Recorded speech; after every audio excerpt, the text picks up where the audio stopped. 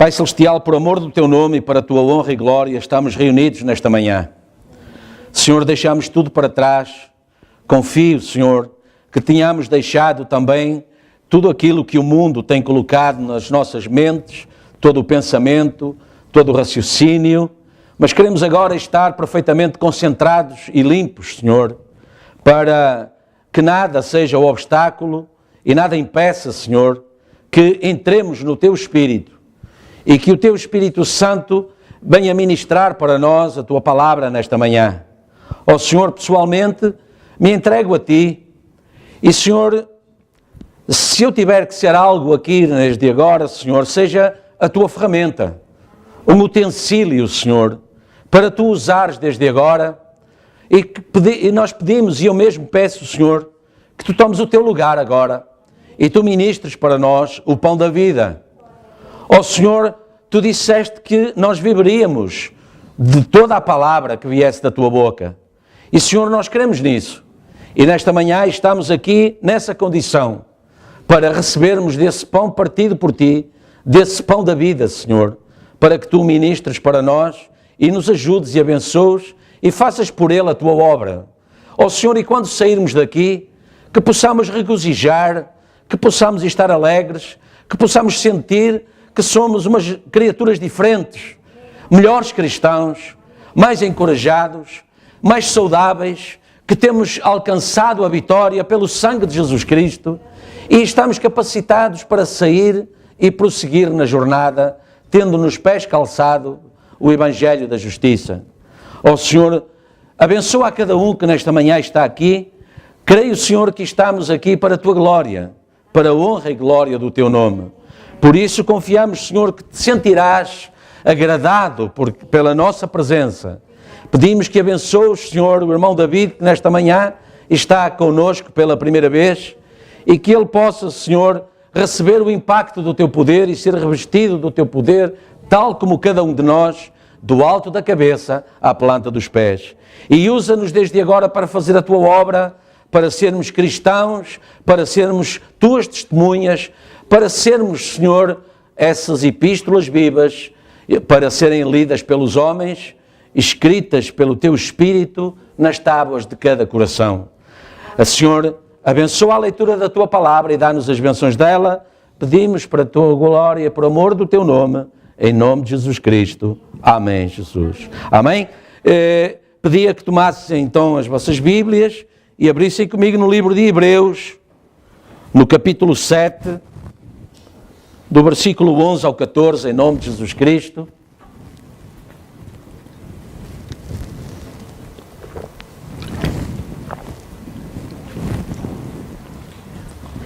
Hebreus capítulo 7,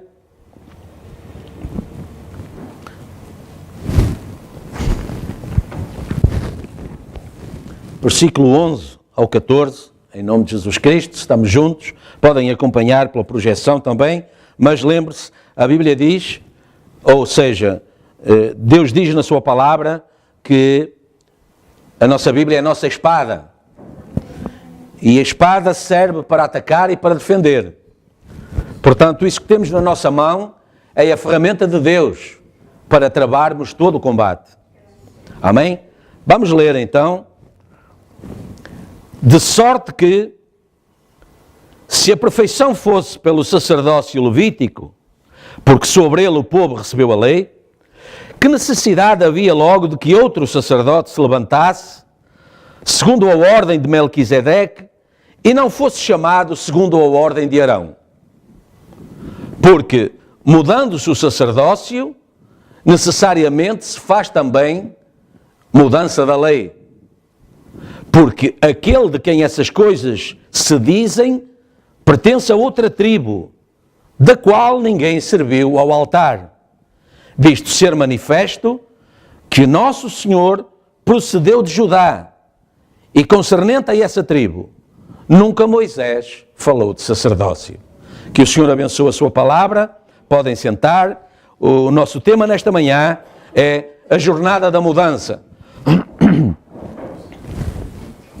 A jornada da mudança. E nós confiamos, por aquilo que temos recebido do Senhor até agora, que estamos num êxodo. E êxodo significa mudança. E êxodo e mudança significa sair de um lugar e entrar em outro lugar. Ou sair de uma condição e passar a viver em outra condição. Ninguém muda permanecendo no mesmo sítio, fazendo as mesmas coisas todos os dias, porque o profeta de Deus nos diz que enquanto fizermos as coisas da mesma maneira, vamos alcançar exatamente os mesmos resultados. Portanto, nada muda. Isso não é mudança. Se não é mudança, não é êxodo. Se não é êxodo, a palavra viva do Senhor precisa de ser vivificada em nós. Não que nós não tenhamos a palavra. A palavra, o profeta diz que é a mecânica. Mas a mecânica sem a dinâmica, não é? Eu tenho o carro, eu posso entrar no carro, pôr toda a gente no carro, meter a chave, mas se o motor de arranque não estiver a funcionar, posso ter o tanque cheio de gasolina, estar tudo na perfeita condição, mas se eu der a chave e o motor não virar, não começar a fazer barulho, não produzir, não me avisar que está pronto para se mudar daquele lugar para outro, para entrar em movimento, não adianta tudo o resto que eu preparei e pus direitinho, não vai produzir porque não há vida ali. Não há vontade de mudar. E essa é uma coisa importante, a vontade de fazer algo. O profeta de Deus nos diz que Deus deseja ver nos corações vontade. Porque não somos nós quem temos que fazer a obra de Deus, nem sequer em nós. Nós somos ferramentas na mão de Deus. Nós desejamos ser usados por Deus para fazer algo que seja proveitoso para o reino de Deus, para a glória de Deus. Esse deve ser o propósito de todo cristão. E para nosso repouso e descanso, o profeta de Deus nos diz que Deus apenas deseja ver no coração, desculpem a repetição, o que Deus quer ver nos corações é o desejo de ser usado por Deus. Senhor, eu não tenho podido, ou eu não posso, repare, no fundo isso foi o que aconteceu com os exércitos de Israel perante Golias. Eles desejavam ir, eles tinham toda a vontade de acabar com aquele inimigo, como tinham acabado com os outros, mas havia ali qualquer coisa que os retinha em vez de os impulsionar. E porque não havia o desejo, não é? O medo era maior. Muitas vezes isso acontece connosco. Temos medo da mudança. Porque desconhecemos o que é que vai acontecer com a mudança. Mas a fé, como nós temos estudado, tem uma linha espiritual na pregação sempre. Não é? E muitas vezes Deus termina uma e começa outra. Mas normalmente Deus tem um tema e Deus quer que nós recebamos esse tema. E nem sempre no final da pregação o tema está completo. Deus pode terminar ali, Deus pode ter mais para nos dizer. O caminho com Deus é assim, é jornada após jornada. E por isso, Paulo disse aos Efésios que temos que estar sempre prontos, os lombos cingidos, o capacete da salvação, calçados nos pés a espada, o evangelho da paz, ter na mão a espada da justiça, que é a palavra do Senhor, porque nós estamos num êxodo. Nós estamos de passagem, somos peregrinos em terra estranha. Não é? Nada do que nós temos é nosso. Nada do que nós achamos que somos vale alguma coisa, porque daquilo que nós somos e temos aqui, nada levaremos no arrebatamento, nada levaremos para o céu, a não ser, diz o profeta de Deus, o caráter cristão. E o caráter cristão é aquilo que nos identifica aos olhos de Deus como utensílios, como vasos separados, santificados, preparados para ser cheios, e depois de ser cheios, mesmo assim, aquietar ali e ficar à espera de ser usados para o serviço. Portanto, essa é a nossa condição. Nós devemos estar sempre disponíveis para a mudança. E O que Deus pretende ver é corações de tal forma rendidos a Ele, que quer Ele faça, quer não faça, eles estão ali disponíveis. E aquela que for a vontade de Deus, eles vão aceitar, eles vão querer, eles vão rever-se nisso, eles vão saber que é Deus. Não é? Repare, isso aconteceu com Elias lá no Monte Carmelo. Vieram os relâmpagos e ele veio, identificou o quadro e voltou para trás. Veio o vento, ele foi ver, ainda não era Deus. Mais uma manifestação qualquer, ainda não era Deus. Não é? Mas quando veio Deus, ele soube que era Deus. Quando aquela voz suave e leve, amável, porque Ele é um Deus amável. Ele é um Deus de adoração, porque Ele quer ser adorado. E Ele tem que nos ensinar isso. Não é? É por isso que Deus não faz nada contra a nossa fé. Enquanto não temos fé para receber, Deus não dá. Quando a nossa fé estiver pronta para receber, Deus vem e dá. E por isso, o exército de Deus estava ali, parado, tolhido pelo medo, com medo de arriscar, com medo de avançar. Faltava fé para fazer a obra, fé para tomar a decisão, fé para dar o passo em frente, fé para prosseguir no êxodo. Mas veio um rapazinho, um jovenzinho, que não estava naquela condição espiritual e que queria prosseguir no êxodo. E quando nós estamos desejosos de alguma coisa, firmemente desejosos, nós nem olhamos o perigo, nós vamos e fazemos. A questão aqui é saber se esse propósito é vindicado por Deus, se é o Espírito Santo quem está a impulsionar os nossos corações. Certo? Nós vamos saber. Quanto muito, nós vamos saber pelo resultado que vamos alcançar.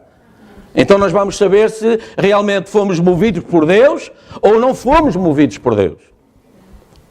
E isso tem resultados diferentes. Mas isso faz parte do êxodo. Isso faz parte da jornada. E por isso, nós estamos nesse tempo. E todos conhecemos a jornada de Israel para a terra da promessa. Deus tinha prometido a Abraão que viria um tempo em que, por causa da atitude do povo, eles seriam escravos.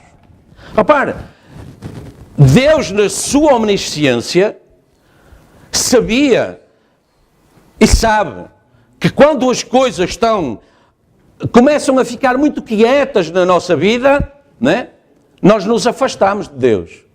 O profeta de Deus disse que a prosperidade afasta o homem de Deus, porque ele não tem necessidade de orar. Se ele tem tudo o que ele precisa, se ele não tem um inimigo para combater, se ele não tem um objetivo para alcançar, ele, por natureza, acha que não tem necessidade de orar, porque não tem do que pedir. Mas Deus não é objeto de pedido. Nós esquecemos isso às vezes. A palavra Deus não significa ser objeto de petições. A palavra Deus significa ser objeto de adoração. Mas por vezes esquecemos que se não temos nada para pedir, vamos orar para dar graças porque não temos nada para pedir. Não é? Nós temos aí uma canção que diz que Ele é o Deus da montanha, Ele é o Deus do vale. Ele é o Deus das dificuldades, Ele é o Deus da paz. Mesmo quando é verdade que nós olhamos os Evangelhos, olhamos o ministério do Senhor Jesus Cristo e vemos que na grande adversidade, quando o barco com os discípulos estava lá no meio da tormenta, no meio do mar, no meio da noite, Ele se apresentou mesmo caminhando sobre as águas, mesmo ao escuro da noite. Eles até tiveram medo, mas Ele estava ali para aquietar. Mas quando Ele não estava nessa fase de exercício do seu ministério, não é por isso que ele deixava de ser o Filho do Homem ou Jesus Cristo. Ele estava a orar em algum lugar. Ou ele estava a abençoar alguém, a curar um enfermo. Ele estava sempre a fazer alguma coisa para a glória do reino. E esse é o nosso exemplo. Esse é o nosso absoluto. Ou deve ser, não é? Portanto, Deus, como objeto de adoração, né, requer ser sempre adorado. Certo? E, portanto, nós temos que ter essa noção. E Deus, sabendo todas as coisas, sabia que, mal o povo se aquietasse, ele ia esquecer-se logo de Deus e do que Deus tinha feito. E quando nós esquecemos do que Deus tinha feito, mais rapidamente esquecemos aquilo que Deus está a fazer. Aliás, o esquecimento daquilo que Deus tem feito começa por esquecermos aquilo que Deus está a fazer. E Deus sabia isso, e Deus disse a Abraão que eles iriam a ser abençoados e percorrer aquelas terras e entrar em terras prósperas e iam ter repouso com os seus inimigos e se iam apostatar. E Deus disse, por causa disso, eles serão dominados pelos outros povos aos quais têm combatido por 400 anos, e eles estiveram assim até que Deus levantou Moisés. Mas isso estava falado, isso está lá em Gênesis 15, se quiser ler depois. Mas Deus disse também, passados esses 400 anos, eu os tirarei com mão forte. Eu os tirarei, estejam na condição em que estiver, ninguém pode contra mim. Ou seja, eles vão estar nessa condição porque eu vou permitir. E depois eu, Deus de amor, Pai, vou tirá-los dessa condição. Para ver se eles acordam. E veem realmente quem eles são. São meus filhos e filhas. Para ver se eles acordam desse sono denominacional, onde uma vez mais neste tempo o profeta diz que o mundo está mergulhado num sono denominacional. Por isso, esse sono denominacional é que provoca essa amnésia espiritual na qual as pessoas estão metidas, não é? Mergulhadas completamente, numa amnésia, num esquecimento completo, não é? Do que já aconteceu, da condição em que foram tirados, da condição em que têm vivido, mas lá está, Laodiceia, cega, errada, acha que é rica e de nada tem falta e por isso não precisa de adorar a Deus. A prosperidade afasta, mesmo que seja uma prosperidade passageira, factual, enganados na visão, como é o caso. Porque Deus diz, não estáis nada disso, vocês sois miseráveis, estáis cegos, sois pobres e estáis nus, só que não sabeis. E então Deus diz, e nós recebemos essa mensagem, aconselho-vos que recebais colírio meu, comprai colírio meu e ungi. E essa é a revelação da palavra, esse é o desvelar de Deus, essa é a manifestação do Filho do Homem, segundo Lucas 17:30. Esse colírio tocou os nossos olhos e por isso estamos aqui. Por isso é que nós somos a mensagem. Não é porque nós somos, não é porque fizéssemos algo por isso. A benignidade de Deus, a pré-ordenação, o conhecimento de Deus, que Deus tinha de nós, desde antes da fundação do mundo, é que fez com que Ele viesse e se desvelasse perante aqueles que Ele escolheu. A obra é de Deus. Não há nenhum mérito nosso. Se há algum mérito, é reconhecermos a benignidade de Deus e dar-lhe louvor. Se puderem dizer graças a Deus, esse poderá ser o nosso mérito. O reconhecimento dessa benignidade, não é? E dar graças a Deus por isso. Mas Deus disse que os libertaria. E a sua saída, a saída do povo de Deus lá do Egito, nós conhecemos, temos falado anos e anos sobre isto, é um êxito retumbante. É uma grande vitória. Como todas as vitórias de Deus, não é? Quando alguém é curado, isso é uma grande vitória, porque essa pessoa estava condenada à morte, essa doença ia levá-la à morte. Então o contrário disso é uma grande vitória. Porque, repare, a doença leva à morte. A cura da doença provoca o retomar da vida. Certo? Nós entendemos isso. A própria medicina entende isso, não é? E por isso, repare, esse êxito retumbante de Deus e do seu povo é sobre quem? É sobre aqueles que os oprimiam, é sobre os seus inimigos. Os inimigos do povo, os seus inimigos, não são seus inimigos. Não é? Temos que ter a noção disso. Os nossos inimigos são inimigos de Deus. Certo? Por isso Deus toma a nossa defesa. Porque Deus assumiu essa responsabilidade connosco. Até os cabelos da vossa cabeça estão contados e nenhum cai se não for da vontade do Pai. Certo? Assim, Deus cumpriu o seu desígnio e fê-lo de uma forma bem vincada para não deixar dúvidas acerca do seu poder. Porque naquela altura ele enfrentou o próprio Faraó, Deus enfrentou o Faraó, não é? Que era o homem mais poderoso da terra. Era o reino mais poderoso da terra. Era o exército mais poderoso da terra. Eram as finanças mais poderosas da terra. Era tudo o que havia de mais poderoso na terra, estava representado em Faraó. Só que acontece que tudo o que havia de mais poderoso no céu apareceu ali, representado num homem de 80 anos, para mostrar que a obra era de Deus. Um homem de 80 anos apoiado num cajado para mostrar que não há glória em nós fora da glória de Deus. Por isso Paulo disse, desde agora, quando o colírio de Deus ungiu os meus olhos, não mais vivo eu. A vida que eu vivo na carne, não sou eu que vivo, mas é Cristo que vive em mim. A vida que eu vivo na carne, já vivo então. Eu já entendi isso.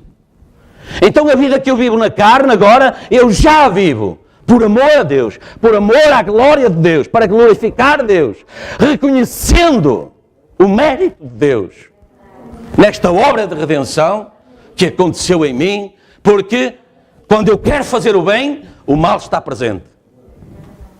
Quem me livrará do corpo desta morte? Foi isso que Paulo falou. É isso que qualquer cristão deve entender. Agora, claro, o profeta de Deus falou muitas vezes e nós entendemos isso perfeitamente. Isso não é contra a ciência, não é contra o estudo, não é contra nenhuma das nossas capacidades para fazer alguma obra.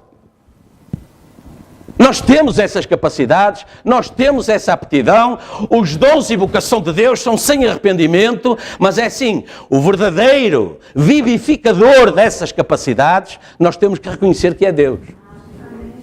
Não é? É Deus quem nos capacita para sermos carpinteiros, motoristas, engenheiros, doutores, o que quer que seja. Mas na base, no fundamento, tem que estar bem claro para nós que ou Deus faz, ou como diz a Escritura, somos os mais miseráveis dos homens. Amém? Amém? É Deus. É Deus em nós. É Deus em nós. Não é? Uma boa dona de casa, uma boa mãe, um bom marido, um bom pai, é-o porque Deus o está a capacitar para isso. Amém? Porque todos nascemos da mesma forma. Somos formados em iniquidade, concebidos em pecado e nascemos a falar mentira. Por isso foi preciso um êxodo. E esse êxodo que Nicodemos não entendeu, Jesus foi muito claro nele, porque era um êxodo espiritual. Jesus disse, necessário vos é nascer de novo. E porque esse êxodo era espiritual, Nicodemos, doutor da lei, não o entendeu, porque pela lei da natureza, então ele tinha que voltar para o ventre da mãe. Só aí é que ele entendia nascer de novo. Ele disse, mas eu sou já um homem avançado em idade, então vou ter que voltar para o ventre da minha mãe? Quer dizer, o que é isto?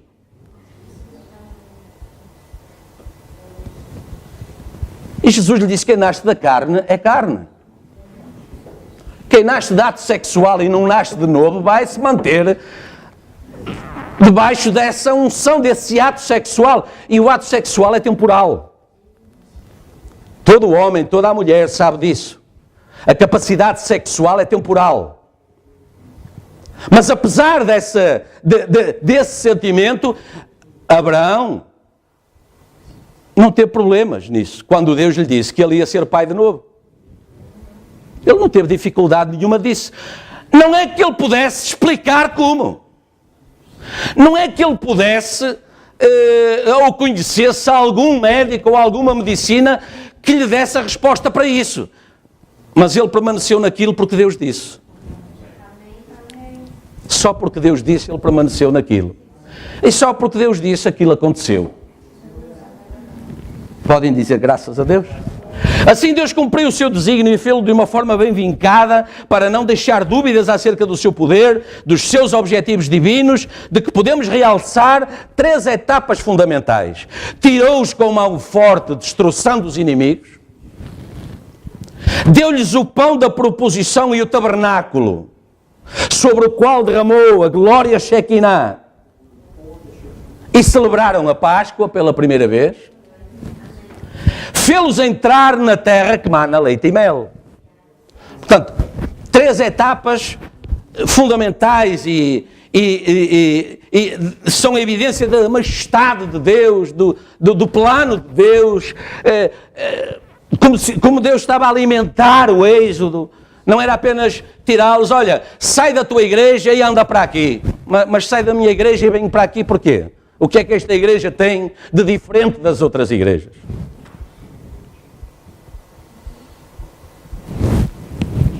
Não é lícito perguntar. Sai da católica, sai da metodista, sai da luterana, mas sai porquê?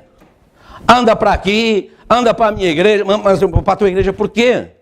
Por que razão? É apenas para mudar de igreja? Tem que haver algo mais atrativo. Mas essa atração tem a ver com o que realmente o poder de Deus produzia e passa a produzir. Tem que ser para aí que estamos a olhar. Porque se for só uma questão de igreja, tanto faz ali como lá. A igreja não salva. O pastor não salva. Jesus Cristo salva. O pastor não dá a vida por si. Quando muito poderia dar por algum dos seus, pela esposa, pelos filhos, não é? A igreja não dá a vida por si. Eu estou a falar isto de uma forma assim muito direta, sem segundas interpretações. Não coloquem segundas interpretações. Quem deu a vida por nós, quem derramou o seu sangue para a nossa salvação, foi Jesus Cristo. É aí que eu quero chegar, entendem? É aí que eu quero chegar. Jesus Cristo, Ele foi revelado no dia de Pentecostes. Deus o fez Senhor e Cristo. Então no dia de Pentecostes foi-nos também revelado o nome de Deus. Se lhe perguntarem qual é o nome de Deus, não é? Você pode dizer, Jeová, os Jeovás também dizem isso. Não sei o quê. O nome de Deus, no dia de Pentecostes, Pedro trouxe. O nome de Deus é Senhor Jesus Cristo. Amém? Esse Jesus a quem vós crucificastes, que era filho, o Pai o tornou poderoso, agora como o Espírito Santo. Portanto, o nome dele é Senhor Jesus Cristo, porque Cristo significa ungido. O ungido do Senhor está aqui agora, ungindo os santos, preparando-os para o arrebatamento, preparando-os para esse ato poderoso, essa manifestação poderosa que será levá-los para uma terra que mana leite e mel. Amém? Portanto, veja, certamente estarão a pensar que falta realçar o Mar Vermelho. Foi uma coisa majestosa, agradável à vista e assim sucessivamente. Poderão dizer, olha, e acerca do Mar Vermelho? Até porque representou, para além de uma grande manifestação do poder de Deus, como diz a Escritura, eles foram justificados pelo batismo nas águas. Não é? Foi o primeiro batismo de justificação, talvez. Essa foi com certeza a primeira grande batalha que eles tiveram que travar depois da libertação. Mas logo depois que Moisés subiu ao monte para estar com Deus face a face. E logo o povo esqueceu Moisés e tudo o que Deus tinha feito por eles, e mesmo com Arão, o sacerdote, no meio deles, eles pecaram contra Deus. Portanto, está a ver, não é uma questão de igreja. O sacerdote continuava ali. Quem saiu fisicamente do meio deles foi o profeta de Deus. Só que o profeta de Deus era a presença da unção do próprio Deus. E quando o povo pensou, olhou e viu, mas Moisés não está aqui, Moisés está a tardar, já estamos há não sei quanto tempo à espera, ele deve ter morrido lá para cima, caiu lá em alguma falésia, no meio das pedras ou não sei o quê, e a ordem que ele deixou é que nem podemos ir ao monte, subir ao monte, ou seja, nem sequer o podemos ir procurar, vamos substituir o Deus da montanha pelo Deus do vale. Só que o Deus da montanha estava a olhar o vale também. Estava a vê-los a construir, não é? O bezerro de ouro, não é? E eles, podíamos entrar por aí, mas eu não vou entrar, mas eles estavam com o ouro a construir o bezerro de ouro, um Deus de adoração substituto. Mostrando, repare, que a memória daquilo que Deus tinha feito por eles tinha passado rapidamente. E veja, Marcos 16, disse-lhes o Senhor Jesus: ide por todo o mundo, pregai o Evangelho a toda a criatura. Quem crer e for batizado, será salvo. Quem não crer, será condenado. E os sinais seguirão aos que creem. Portanto, o batismo entrou aqui só no princípio. Mas logo, não é? Nós vimos que Jesus enfatizou a salvação e o poder de Deus, porque é isso que significa os sinais seguirão aos que crerem, baseado na fé. Certo?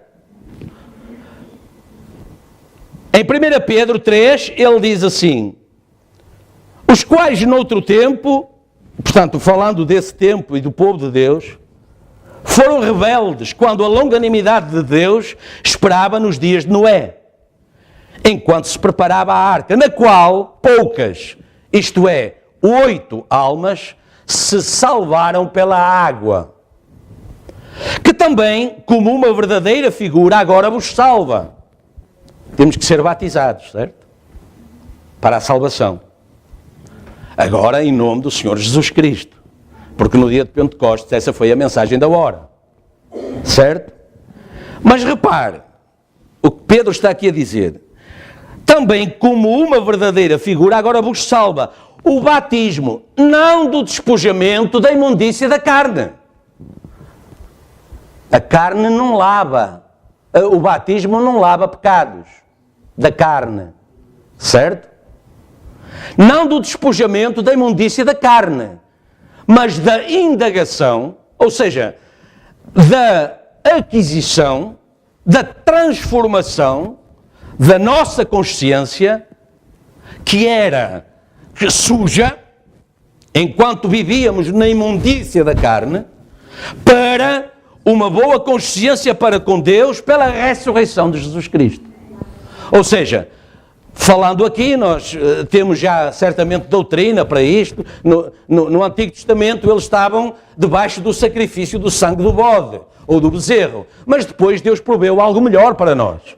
E o sangue, a célula do sangue de Deus se rasgou e redimiu as nossas almas. E nos tirou dessa imundície. Ou seja, o que é que o batismo nas águas, então, representa verdadeiramente daquilo que nós estamos a ver? Ao dizer a Escritura que é a indagação de uma boa consciência, está a dizer que, e nós depois lemos o profeta a falar sobre isso, que o que realmente acontece com o batismo na água é que nós estamos a mostrar à congregação dos santos que dentro de nós Deus fez uma obra. Reparem, Em Marcos a Escritura diz, quem crer e for batizado tem que fazer as duas coisas. Mas quem não crer pode até estar batizado. É certo, irmão Jorge? É certo? Pronto, ok. Quem crer e for batizado será salvo. Quem não crer será condenado. Mas manteve-se batizado. Nós conhecemos isso, não é? Nós sabemos o que é que o profeta falou sobre isso. O que eu quero enfatizar aqui é que, reparem, não é pelo facto de termos sido batizados em nome do Senhor Jesus Cristo que isso encerrou o assunto para nós. Estamos num êxodo, numa jornada. Cumprimos uma fase. Certo? Lutero trouxe a justificação pela fé. E ao chamar-se justificação pela fé, quer dizer que esse batismo de justificação tem que ser tomado na fé perfeita, na fé verdadeira. Na fé redentora de Jesus Cristo. Na fé que aquele ato não pode ser uma hipocrisia. Não pode ser um ato carnal. Mas ele contém muito mais de ato espiritual do que o próprio ato carnal de ser mergulhado nas águas. Repara, o próprio batismo significa sepultamento. O próprio levantar do batismo tipifica a ressurreição. E, portanto, esse é o princípio, é a manifestação exterior desse novo nascimento que já deve ter acontecido dentro de nós pelo Espírito Santo de Deus. Amém? Repare, o profeta diz assim, veja, tem até pessoas que muitas vezes, dão conta das dificuldades, dos problemas, das coisas que vão acontecendo na vida e andam frequentemente em busca ou a questionar um rebatismo e mais um rebatismo. Ele disse assim, olha, deixe-me dizer-lhe uma coisa, eu fui batizado por um homem que a seguir, por um ministro que a seguir me expulsou da igreja por eu não aceitar, à luz das Escrituras, mulheres pregadoras. Certo? A Bíblia não contempla o ministério da pregação para a mulher. Não permite que a mulher ensine, nem use de autoridade. Estamos juntos? Não permite que a mulher ensine, nem use de autoridade. O pregador tem essas duas características.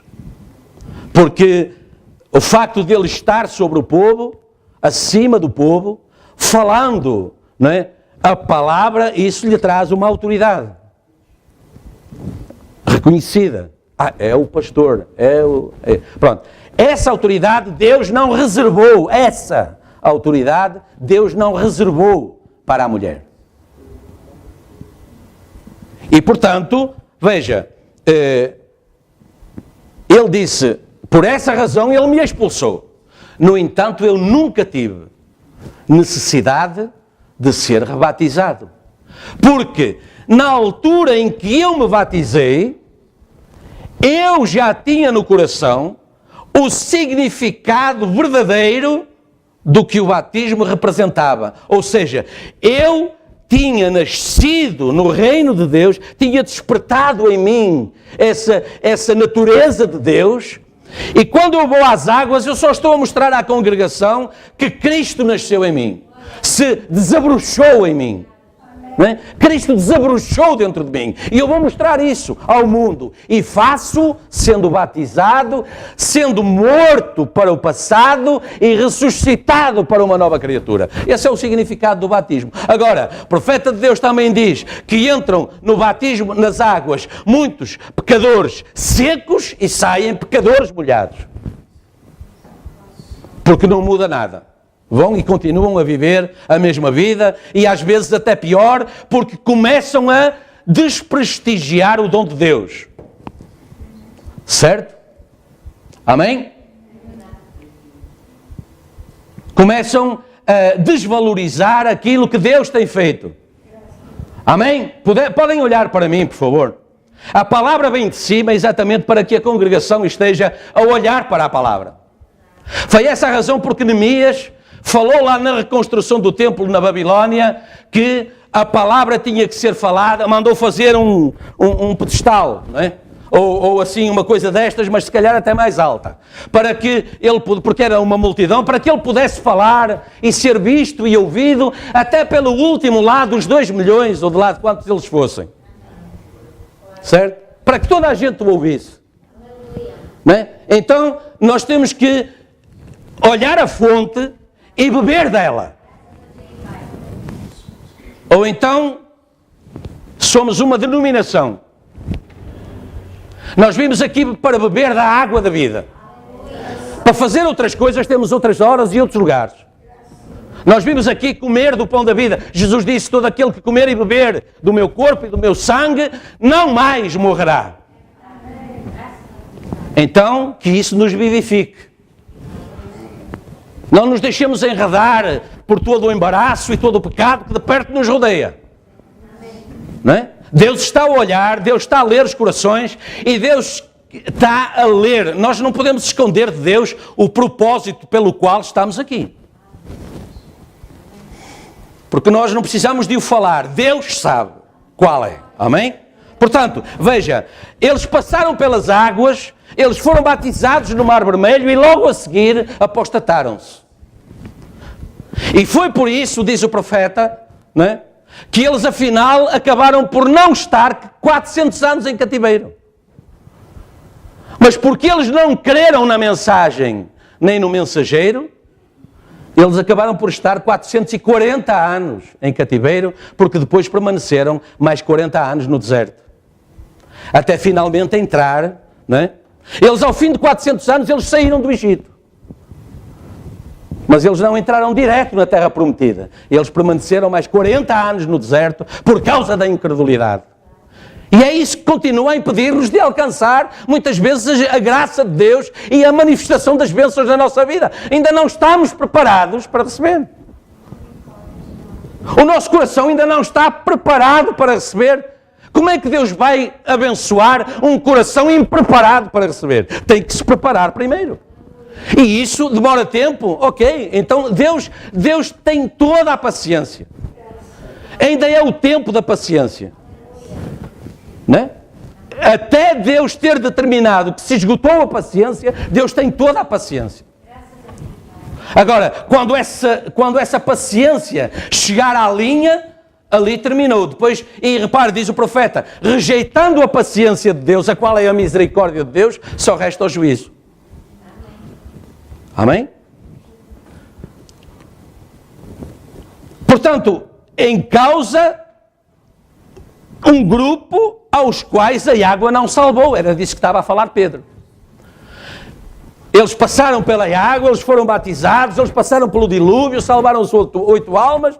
Mas mesmo assim, a jornada continuou e eles continuaram a apostatar-se de Deus. Diz o profeta na mensagem, almas em prisão agora. Ele foi e pregou às almas que estavam em prisão, isto no segundo êxodo, não é? Sabemos que o segundo êxodo foi de Jesus Cristo. Ele foi e pregou às almas que estavam em prisão, que é o inferno, presas até ao dia do julgamento, porque veja, o julgamento não é agora. E não há inferno ardente agora. Se alguém lhe disser que uma pessoa está no inferno ardente agora, está errado. E depois o profeta explica que na terra todo juiz ou ninguém é condenado sem antes passar pelo tribunal e ser condenado por um juiz, elaborar uma sentença, a sentença como é que se diz? Passar em julgado, transitar em julgado, amém, obrigado, e então a condenação toma lugar, a execução da pena. Mas esse não é o tempo ainda, amém?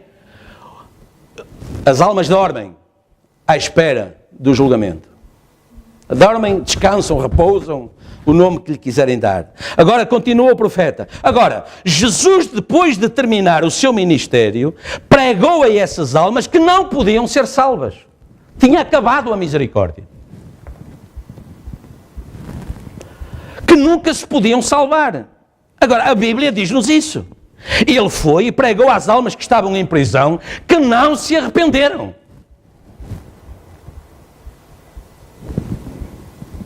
Quando a misericórdia lhes foi dada, Eles rejeitaram a misericórdia e agora estão à espera do julgamento. Certo? Ou seja, rejeitaram no dilúvio, rejeitaram no batismo do Mar Vermelho, rejeitaram os profetas, rejeitaram a própria palavra. Crucificaram-na. Certo? E o profeta de Deus veio dizer: eu acuso hoje esta geração de crucificar novamente o Senhor Jesus Cristo. Não em carne, como fizeram, mas porque Ele é a palavra. Porque Ele é o Espírito Santo hoje. E Ele continua a ser crucificado pela rejeição da verdade. Amém? Entendemos isso? Portanto, que tempo deve ter sido? Ou gostava que houvesse uma forma de poder agitar o mundo com isso, para lhes fazer ver qual é a realidade. E Jesus mesmo disse: como o Pai me enviou, eu vos envio a vós. Assim diz o profeta de Deus na mensagem ao nascer do sol. A Bíblia disse: todos quantos creram foram batizados. Há uma piscina aqui cheia de água, à espera de qualquer candidato que está pronto a morrer para ele mesmo. A morrer para ele mesmo. Alto. Há aqui uma nuance. Há aqui um verdadeiro significado do batismo nas águas. A morrer para ele mesmo. Agora, você pode ser enterrado muitas vezes no nome do Senhor Jesus Cristo. Mas até que essa semente seja vida, até que a semente preordenada por Deus, predestinada por Deus, seja de vida, amém? Veja, não vai vivificá-la. Não. As águas batismais são como o orvalho que caiu do céu. Pode cair sobre a semente, mas não há vida ali. Não pode viver. Mas se esse verdadeiro batismo das águas para si mesmo, por isso que o profeta disse que nunca teve a necessidade de ser rebatizado. Ele já tinha sido batizado corretamente. Já tinha sido batizado em Jesus Cristo. Está a ver? Se esse verdadeiro batismo das águas da morte para si mesmo, e se você estiver pronto a morrer para tudo o que já lhe foi ensinado pelos credos e denominações que são contrários à palavra, e você viverá como um filho ou filha de Deus, e é sério no seu coração, observe o que esse batismo na água lhe vai fazer nesta manhã. Arrependei-vos cada um de vós, e sede batizados no nome de Jesus Cristo, para a remissão dos vossos erros, do vosso pecado, e recebereis um óleo, a oferta movida, recebereis a dinâmica, o Espírito Santo. Porque a promessa é para vós e para todos eles, será para todas as gerações. Está a ver? A dinâmica. Está a ver? Aquilo que vivifica uma atitude normal, carnal, tradicional, que no fundo o batismo é também, o batismo nas águas. Porque o batismo do Espírito Santo já não tem a mesma clarividência que o batismo nas águas, não é? Você diz: você já foi batizado em nome de Jesus Cristo? Já, no dia tal, em tal sítio, no tal sítio, o pastor tal, a igreja tal, me levou lá, me batizou, em nome do Senhor Jesus Cristo, em nome do Senhor Jesus Cristo. Agora você pergunta, isso tem testemunhas, tem factos. Agora se lhe perguntar, você tem o batismo do Espírito Santo? Você vai dizer: eu tenho, e eu vou crer. Quem sou eu para dizer que não? Embora a Bíblia diga que pelos seus frutos os conhecereis, porque só a árvore boa dá bom fruto. Amém? Está certo, irmão Jorge? Só a árvore boa dá bom fruto. Amém? Portanto, a promessa é para vós, é para todos eles, será para todas as gerações. Amém? Glória ao nome do Senhor. E deste primeiro êxodo, somente 2 entraram na plenitude da promessa. E nós perguntamos: porquê? Porquê é que de uma grande multidão, 2,5 milhões que saíram do Egito, porquê é que só 2 chegaram ao fim, chegaram ao rapto? Porque a entrada na terra prometida foi um tipo de rapto. Eles passaram o Jordão, entraram no rapto, passaram o Mar Vermelho, entraram no rapto. Amém? Diz o profeta de Deus no estudo das eras, na era da igreja de Sardes. Outra ilustração que podemos tirar é a história de Israel a sair do Egito até à terra de Canaã. O propósito de Deus nesta era seria tirar Israel para os levar até lá. Certo? Até ao fim, para que eles o pudessem servir, com letra maiúscula, a Deus. Esse foi o propósito. Repare, a primeira vez que Faraó recebeu a mensagem da hora, a mensagem falava para Faraó: deixa sair o meu povo ao deserto para me adorar. Esse foi o primeiro capítulo do Êxodo, da mensagem da hora. Deus só requereu isso. Mas Deus sabia que o coração de Faraó ia endurecer, não ia deixar. Ele não ia deixar que alguém adorasse a mais alguém, a não ser a ele e aos deuses dele.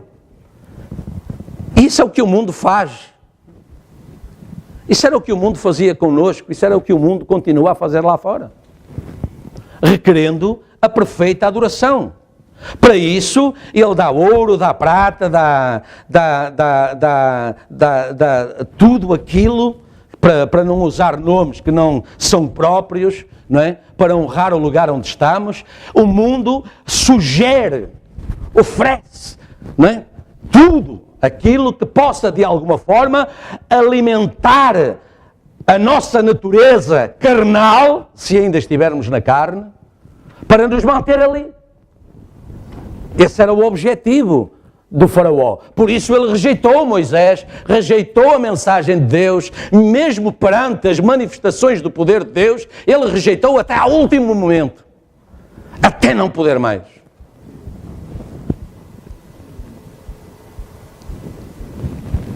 Assim, quando eles saíram do Egito, todos saíram debaixo do sangue do Cordeiro de Sacrifício. Todos passaram pelas águas do batismo no Mar Vermelho. Todos desfrutaram dos milagres poderosos. Todos comeram do maná. Todos beberam da rocha. E no que diz respeito às bênçãos externas óbvias e às manifestações, todos participaram da mesma forma. Certo? Eles estavam juntos. Mas quando chegaram a Moabe, aqueles que se juntaram à festa do Baal Pior morreram todos. Porquê? Porque havia lá um outro profeta, não é? A par de Moisés, que falava a mensagem da hora. Havia um outro profeta, havia um outro grupo, havia uma outra congregação que se dizia na mensagem e que dizia que éramos todos irmãos. A mensagem de Moisés era a pura mensagem de Deus. Vamos sair ao deserto para adorar o Deus vivo. A mensagem de Balaão era sim. Repare como Satanás fez com Eva. Sim, Deus disse isso. Claro que sim. Agora, repare, o profeta pergunta: você sabe quem eram os moabitas? Os de Moab? Eram filhos de Ló com uma das filhas. Portanto, é preciso muito boa vontade, porque há aqui uma coisa muito errada, não é? É preciso muito boa vontade, mas de qualquer maneira temos que aceitar que eles acabavam por ser parentes, não é? Porque Ló era sobrinho de Abraão, quer dizer, é preciso a gente puxa e tal, e acabará por encontrar algo de mensagem lá. Mas tem que ter muito boa vontade. Tem que puxar muita coisa e ver muita coisa e passar por cima e fazer de conta e tal, para chegar lá e dizer sim. Claro, eles têm lá os livros da mensagem, têm...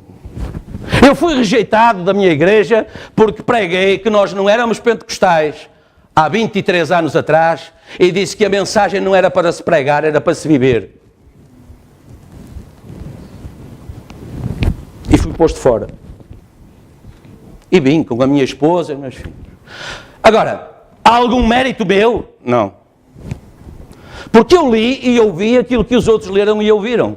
Apenas Deus determinou, pela sua benignidade, escolher alguns vasos e deixar os outros seguir em frente. Agora, ainda hoje eu pergunto, não é? Entre aspas, não é? Mas ainda hoje eu me questiono como é que eu fui dizer aquilo, porque é que eu fui fazer aquilo. Eu não fui fazer nada e eu não disse nada. Naquela hora, Deus separou as águas. Deus separou as águas apenas para provocar uma separação. Está a ver? Quando eles se juntaram à festa, porque eram todos irmãos, tanto vazia era aquela igreja como a outra. Eles têm uma Bíblia como a nossa. Eu tenho passado 23 anos a ouvir isto neste país. Essa tem sido talvez a maior batalha do meu ministério. Talvez, não sei. Porque as pessoas vêm e dizem, ai tal, mas sim, não, mas eles lá também. Ai, também. Pregam. Sim, a Bíblia. E fui batizado em nome de Jesus Cristo. Sim, está tudo, parece tal e qual, igual. Rapaz, mas isso é Mateus 24, 24.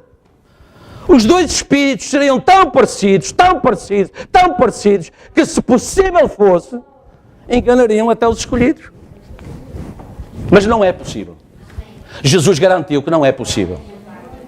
Portanto, fique tranquilo, irmão. Não é?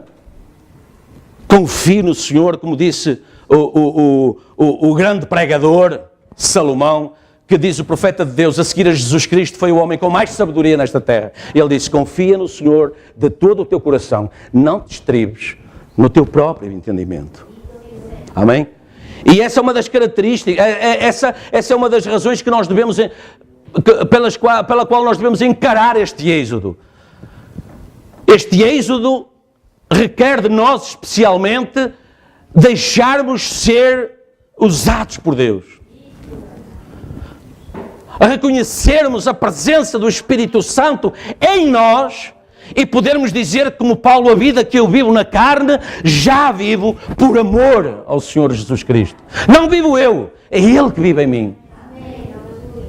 Esse é o êxodo, irmão. Essa é a transformação, a mudança na qual estamos a caminhar ao longo destes anos até ao rapto. O profeta de Deus disse que no rapto Deus vai buscá-los pelo caráter. O caráter vai ser o seu cartão de cidadão. O seu caráter vai mostrar que você é cidadão do reino de cima. Amém? Você é do reino de cima. O seu caráter é de cima. Porque vai ter que ser. Certo? Porque naquele dia muitos virão e dirão, Senhor, em teu nome eu fui batizado, em teu nome eu operei maravilhas, em teu nome eu expulsei demónios. E nós perguntamos, como é que ele poderá dizer, apartai-vos de mim, não vos conheço, porque praticastes iniquidade. O que é iniquidade? É o único pecado de que a Bíblia fala. O que é pecado? É não crer na Escritura. Amém? É não crer na Escritura. Agora é disto que Hebreus 6, 1 a 9 fala, que foi visto de forma tão cuidadosa na era de Pérgamo. Não se pode avançar apenas com parte da palavra. Você tem de ter toda a palavra. E agora reparem, o que é que diz Hebreus 6, 1 a 9? Falámos um domingo desse tema. Todos aqueles que uma vez foram iluminados, provaram o dom celestial e caíram, crucificaram de novo o Filho de Deus, o Filho do homem. O profeta diz o Filho de Deus aqui já. Certo? Então, o grande plano de Deus neste primeiro êxodo foi chamar o seu povo de volta ao lugar onde pudesse abençoá-los. Ele não pôde abençoá-los no Egito, a não ser manter-lhes a vida apenas. Mas depois ele chamou-os para os abençoar. Está a ver? Foi chamar o seu povo de volta ao lugar. Tinham que sair da terra onde estavam e entrar na terra da promessa antes que o Messias prometido pudesse vir. Está a ver? Antes que o Messias viesse, aquilo tinha que acontecer na vida deles. E muitas vezes, antes que o batismo do Espírito Santo venha, têm que acontecer coisas na nossa vida. E muitas vezes, antes de nós realmente acordarmos para a realidade do que é a vida que realmente desejamos, a eternidade que desejamos, às vezes tem que acontecer muita coisa na nossa vida. Coisas têm que ser restauradas, têm que ser reparadas, têm que ser reorganizadas, têm que ser mortas e outras ressuscitadas. Porque repare, se a semente está em nós, falamos de ressurreição. Se a semente da eternidade está em nós, falamos de ressurreição. Por isso, muitas vezes, os nossos próprios pensamentos, a nossa mente, tem que ser ressuscitada. Tem que morrer para a mente carnal e ressuscitar para a mente de Cristo. E nós somos apenas o lugar onde Deus faz isso. Temos que estar preparados para isso. Por isso a Bíblia diz que somos salvos pela loucura da pregação.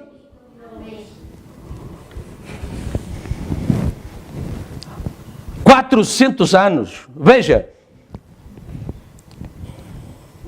1 Coríntios. Ora, irmãos, nós já vimos isto, mas eu vou ler rápido. Não quero que ignoreis que os nossos pais estiveram debaixo da nuvem, passaram pelo mar, foram batizados em Moisés, na nuvem e no mar, comeram a comida espiritual, beberam a mesma bebida espiritual, porque a pedra espiritual que os seguia era Cristo. Cristo estava lá no deserto com eles. Amém? Mas Deus não se agradou da maior parte deles, por isso foram prostrados no deserto. E estas coisas foram-nos feitas em figura, para que não cobicemos as coisas más, como eles cobiçaram. Certo? Amém? E repara, o profeta diz na mensagem o terceiro êxodo, e a igreja tem que fazer a mesma coisa. Sair desse grupo de rejeitadores, para dentro da promessa, antes que o Messias se possa manifestar diante deles. Como vê, Deus não muda. Malaquias estava certo. Eu sou o Deus de Jacó e eu não mudo. Ele anunciou isso ao povo em nome do Senhor. Antes que o Messias se possa manifestar diante deles. Vocês veem isso? A congregação diz amém. A vida do Messias manifestada, aprontando uma igreja, uma noiva. Amém? 400 anos peregrinaram no Egito, mas na realidade 440 porque rejeitaram o profeta. Tiveram que sofrer outros 40 anos no deserto antes que Deus os tirasse, porque rejeitaram a mensagem e o mensageiro. Amém? Acã achou que podia guardar aquela barra de ouro e viver como o resto do mundo, envolvido naquela manta babilónica. Nem dá conta, não é? O pastor não está aqui, não sabe a vida que nós vivemos durante a semana, nem precisa de estar. O próprio pastor, ele mesmo tem que cuidar da vida dele, porque o pastor dos pastores vê todas as coisas. Deus está connosco em todo lugar. Deus lê os nossos pensamentos. Deus conhece os desejos do nosso coração. Deus conhece os propósitos do nosso coração.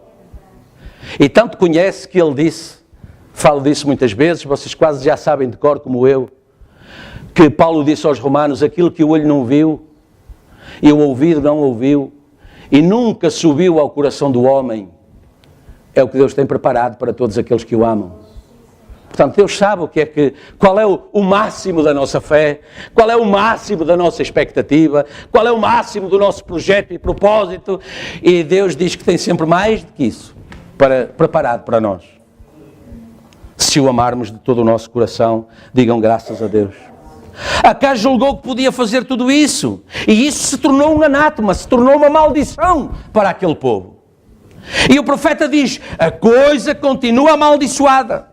Foi amaldiçoada novamente no concílio de Niceia. E o tem sido desde então.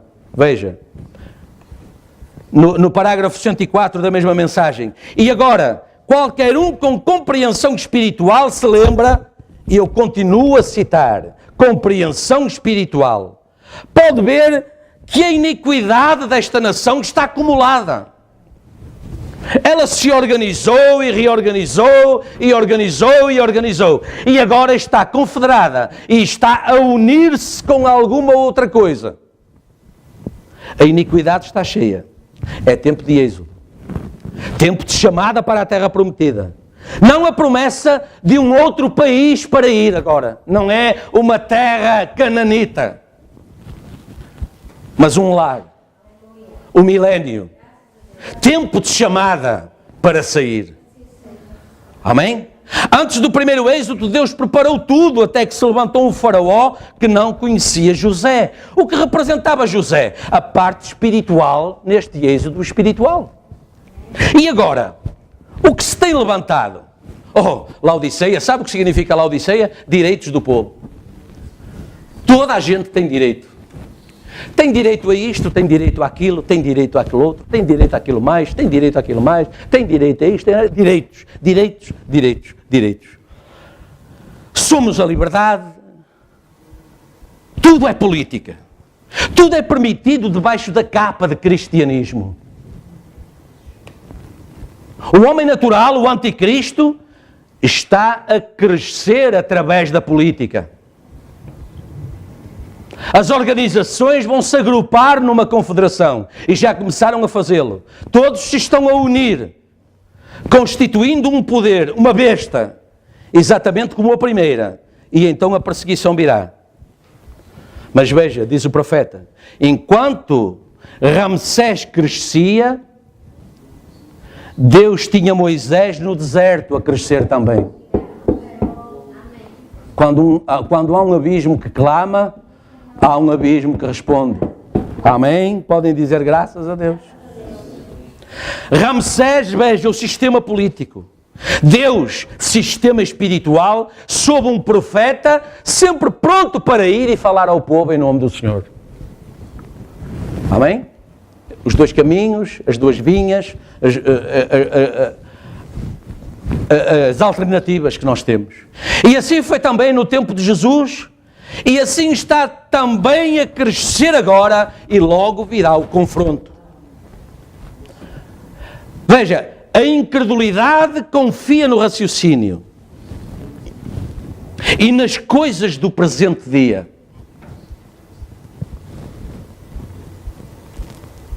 Eu tenho a certeza que o profeta não queria ferir ninguém, nem no tabernáculo, nem através das fitas e, portanto, também não aqui hoje.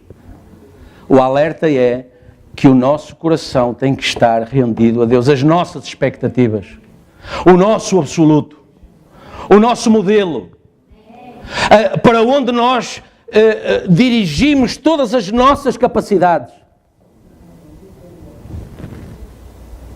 e todos os nossos apelos também. Eu creio na medicina e Deus fez uma grande obra com os médicos em mim mesmo, eu sou testemunho disso. Mas eu sabia desde o princípio que era Deus quem estava por trás ali. Tivemos uma irmãzinha aqui na igreja que já partiu. E ela deu um dia um testemunho tremendo aqui. Ela entrou no hospital com um cancro na bexiga. Ou uma doença terminal. Mas ela sobreviveu. Ela foi anestesiada, foi intervencionada e depois acordou. Fez a recuperação, veio para casa e depois foi a uma consulta pós-operatória. Quando ela entrou lá com um neto que não era crente, o médico disse-lhe assim, olha, vou-lhe contar uma história. Quando eu entrei na sala de operações, olhei e virei as costas, mandei fechar, fecho, e ia começar a tirar a bata, ia tirar as luvas e ia embora. Porque eu não tinha nada a fazer.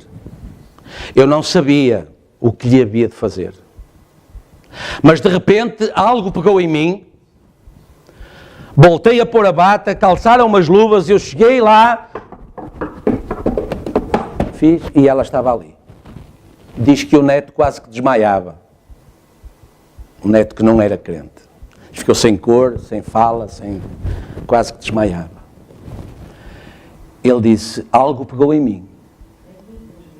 Porque eu entrei, olhei a situação e ia mandar fechar para ir para casa assim. Mas ele disse, quando eu cheguei à porta do bloco operatório, para tirar a bata, tirar as luvas, diz ele de repente, algo pegou em mim. Algo movimentou as minhas mãos. Esse é o nosso Deus. Não interessa se o médico é crente, se é incrédulo, se é isto, se é aquilo, não interessa. Deus é soberano. Ele pode fazer de um pedaço de barro, não é? Um vaso novo. E esse pedaço de barro era de um vaso impróprio, imundo, velho, que foi partido. E ele pegou só naquele bocado de barro e fez um outro vaso que depois foi usado para a boa obra. E ela depois nos acompanhou durante mais alguns anos aqui. Eu digo aqui na igreja, não estávamos neste lugar. E ela sempre tinha esse testemunho bem presente. E foi o médico que disse, olha, eu ia mandar fechar e entregar porque estava resolvido, estava encerrado o assunto. Para a medicina o assunto estava encerrado. E vocês conhecem a história do profeta acerca dos filhos, não pode ter mais filhos, depois não é? E o José nunca mais nascia, ainda a semana passada falámos disso. Olha, não será antes uma Josefina, porque tinha nascido uma menina, a ecografia disse que era uma menina, não será uma Josefina? E tu a dizer, não, bem é essa, mas vai sair um José. E saiu um José. Porque Deus assim o disse. E independentemente das condições da irmã Meda, Deus tinha um plano e o plano de Deus sempre tem que se cumprir. Amém? A incredulidade confia no raciocínio e nas coisas do presente dia. A fé não faz isso. A fé olha a palavra e coloca-se sobre a rocha inabalável, a eterna palavra de Deus. A fé encontra na palavra o seu santuário de descanso. Porque ela vem pelo ouvir e ouvir a palavra de Deus. Agora, gostava de vos convidar a relembrar isso. Se calhar já não lemos isto há muito tempo. Mas aos Romanos 10, veja, está assim escrito. Porque todo aquele, Romanos 10, também está projetado, se quiserem, mas se quiser tomar nota ou quiser abrir, Romanos capítulo 10. Veja, diz assim, porque todo aquele que invocar o nome do Senhor será salvo. Oh, aleluia! Glória a Deus! Vamos invocar o nome do Senhor. Aleluia! Vamos invocar o nome do Senhor. Amém! Aleluia! Como, pois? Como invocarão aquele em quem não creram? Aleluia! Eu creio! Eu creio! Aleluia! Eu creio! Amém! Eu creio! E julgavam que Paulo ia parar por ali. Mas Paulo não era o Paulo, era o Espírito Santo em Paulo. Lendo os corações, conhecendo todas as coisas. E ele continuou. Como crerão naquele de quem não ouvem? Aí, metade da congregação calou-se. A outra metade, que ainda tinha aquele aparelho antigo das fitas, e ouvia algumas fitas em casa, de vez em quando, ainda, quer dizer, já não estavam tão empolgados, mas, aleluia, aleluia, como invocarão, porque só invocando o nome do Senhor é que são salvos. Como invocarão aquele em quem não creram? Não, eu creio. Como crerão naquele de quem não ouve? É que não ouvem, eu ouço. Eu ouço. E julgavam que Paulo ia ficar por ali. Mas o Espírito Santo em Paulo continuou a pregação. Não é? Como ouvirão se não há quem pregue?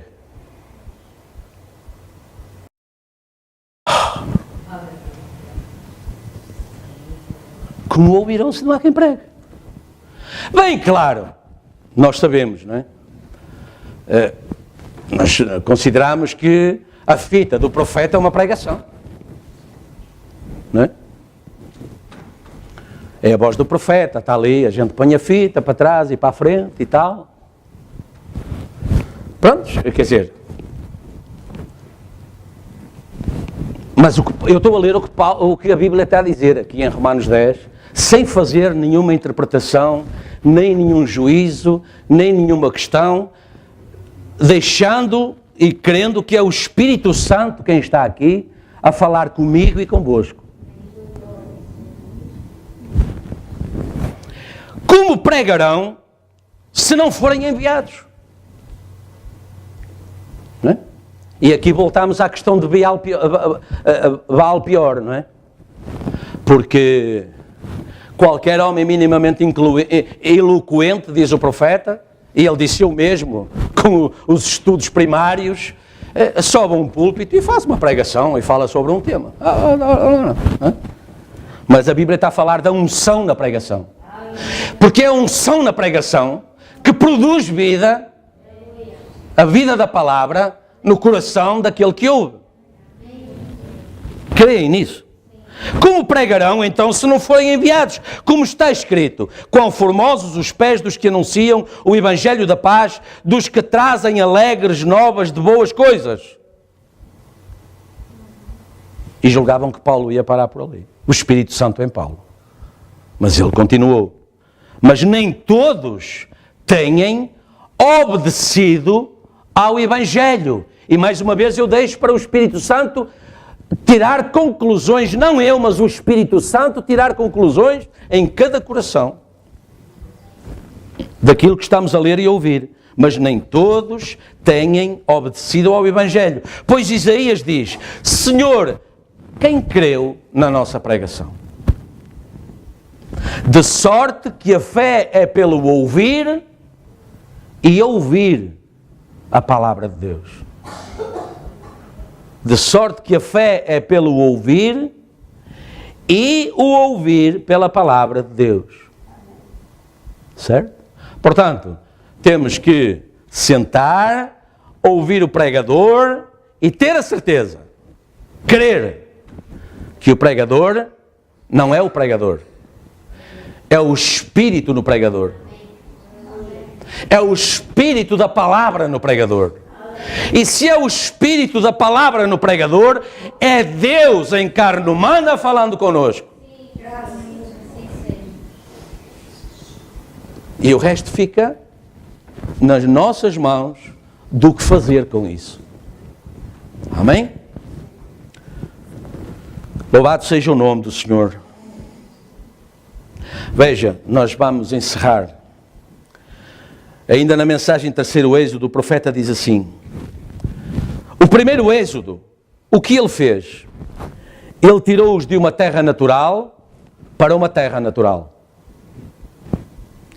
O segundo êxodo, ele tirou-os de uma condição espiritual para um batismo espiritual do Espírito Santo. Não é? Porque essa é que foi a verdadeira mensagem da hora pregada por João Batista.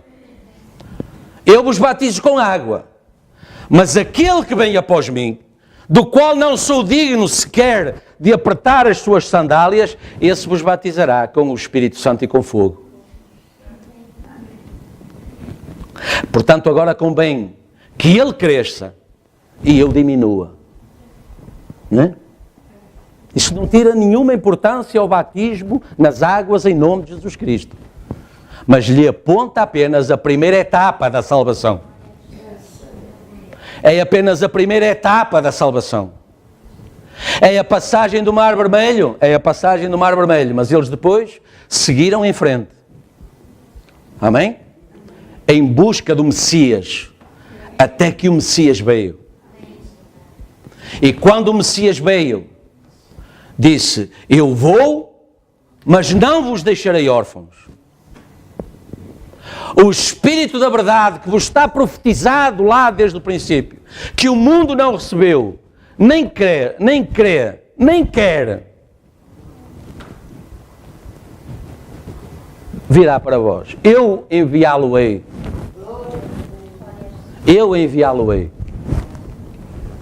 quebrando essa doutrina babilónica dos 3 deuses, ou sejam eles quantos forem. Porque se eles fossem 3, eles podiam estar 2 ao mesmo tempo na terra, no ministério. Mas ele disse, não, eu tenho que ir. Quando eu for, eu envio. Certo? Ele nunca chegou a nenhum lado com o Pai. Mas ele disse, quem vê a mim, vê o Pai. Eu e o Pai somos um. Estamos juntos? Não podemos ter nenhuma dúvida a esse respeito. Não é? A doutrina da Trindade é babilónica. Deus é um. Eu sou o Senhor e fora de mim não há Deus. Certo? O segundo êxodo tirou-os. Ele tirou-os. Ele, em maiúscula. Ele tirou-os. Jesus Cristo. Deus. Deus em Cristo. É? Quem está em Cristo é uma nova criatura. Deus estava em Cristo reconciliando consigo o mundo, não lhe imputando os seus pecados. Ele tirou-os de uma condição espiritual para um batismo espiritual no Espírito Santo. Agora, Ele está a trazer do batismo espiritual do Espírito Santo diretamente de volta à terra eterna do milénio e à grande vida futura. Estamos num êxodo. Amém? Você crê nisso? Né? Tem uma canção que diz, estou de passagem, não sou daqui. Tem outra que diz, voltarei, à minha casa voltarei. Amém? Agora Ele está a trazer do batismo espiritual do Espírito Santo, diretamente de volta à terra eterna do milénio. A mesma coluna de fogo, pelo mesmo sistema ungido, o mesmo Deus, fazendo as mesmas coisas. Podem dizer graças a Deus? E a mesma palavra que declarou o primeiro, Êxodo, declarou o segundo. A mesma palavra que declarou o segundo, declarou o terceiro. E aqui a vemos entre nós agora. Glória seja dada ao nome do Senhor. Amém? E podem vir os músicos, nós vamos encerrar. Eu quero encerrar com este versículo da mesma mensagem, o terceiro êxodo. Virá um êxodo. O profeta diz assim: virá um êxodo quando Deus mostrará quem é quem. Onde a própria igreja, a noiva de Jesus Cristo, será levada num êxodo para a terra que foi prometida. Na casa do meu Pai há muitas moradas. Amém? Neste lugar. Você não tem de ir lá e pelejar com eles. Já está preparada. Está a ver? Se a habitação deste tabernáculo se desfizer, temos um já esperando, para que onde eu estou, estejais vós também. Amém? O grande êxodo, diz o profeta de Deus, está próximo. Amém?